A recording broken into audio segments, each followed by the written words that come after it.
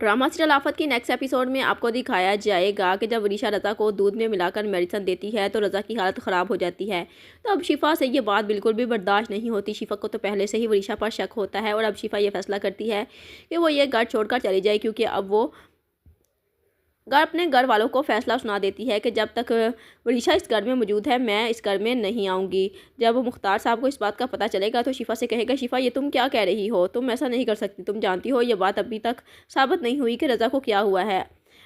और शिफा ये तुम सब कुछ कैसे कर सकती हो, रज़ा की हालत वरीशा की वजह से ख़राब हुई है। तो शिफा कहती है, बड़े अब्बू मैं आपसे कोई भी बहस नहीं करना चाहती, मैं इस घर में नहीं रहूँगी और अब हम रज़ा को इस घर से लेकर यहाँ से चले जाएंगे। वहाँ जो मेरे बच्चे को नुकसान पहुँचाना चाहती है ये वरीशा, वो हमें बर्बाद करना चाहती है। बड़े अब्बू आप क्यों नहीं समझ रहे, आपको अभी भी वरीशा सही लग रही है और हम सब गलत लग रहे हैं। पहले भी आपने भरोसा करके देखा था महक मामी पर और इस पर लड़की पर भी, तो इस लड़की ने क्या किया और ये सब कुछ साबित तो गया है कि ये वरीशा और महक ही गलत है, लेकिन मुख्तार साहब अभी भी वरीशा को ही सही समझ रहे होते हैं। मुझे लगता है कि शिफा कुछ ज़्यादा ही सोच रही है, मुख्तार साहब कहते हैं, लेकिन उन्हें यह नहीं पता होता कि वरीशा किसी भी हद तक जा सकती है। वो अपना बदला पूरा करने के लिए किसी की भी जान ले सकती है।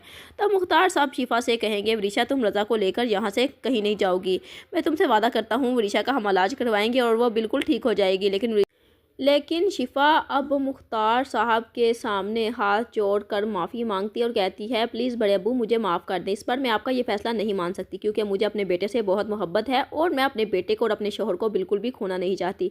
मैं नहीं चाहती कि हम वरीशा की हसद और नफ़रत का निशाना बन जाएँ। और शिफा अब तो वरीशा को देख भी चुकी होती है जब वो रज़ा के दूध में कुछ मिला रही होती है, इसलिए वो जल्द से जल्द रज़ा को यहाँ से लेकर जाना चाहती है। मुख्तार साहब को कुछ भी समझ में नहीं आ रहा होता कि क्या गलत है और क्या सही, क्योंकि सब लोग वरीशा के ही खिलाफ बातें कर रहे होते हैं। सिर्फ बीजान और मुख्तार साहब को ही यकीन नहीं आता उनकी बातों पर। उन्हें लगता है कि ये सब लोग वरीशा पर इल्ज़ाम लगा रहे हैं। वरीशा की तो ज़हनी हालत ठीक नहीं, इसलिए उस दिन उसने इतना कुछ बोल दिया था, लेकिन वरीशा रज़ा की जान कैसे ले सकती है, वो तो रज़ा से इतनी ज़्यादा मोहब्बत करती है।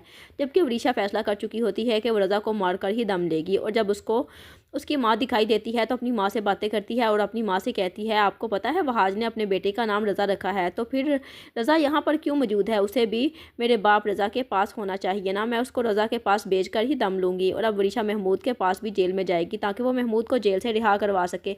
महमूद तो ये देखकर बहुत ज़्यादा खुश होता है कि वरीशा मुझे आखिरकार लेने के लिए यहाँ से आ ही गई। वरीशा जो कि अपने मकसद के तहत अब वो चाहती है कि वो महमूद को जेल से रिहा करवाए, क्योंकि वो अकेली होती है, उसे समझ में नहीं आ रहा होता कि वो किस तरह से वहाज और शिफा को बर्बाद करे। इसलिए अब वो कोर्ट में भी महमूद के खिलाफ गवाही नहीं देगी। इस तरह महमूद रिहा हो जाएगा और फिर वो अपने बाप के साथ मिलकर साजिश करेगी।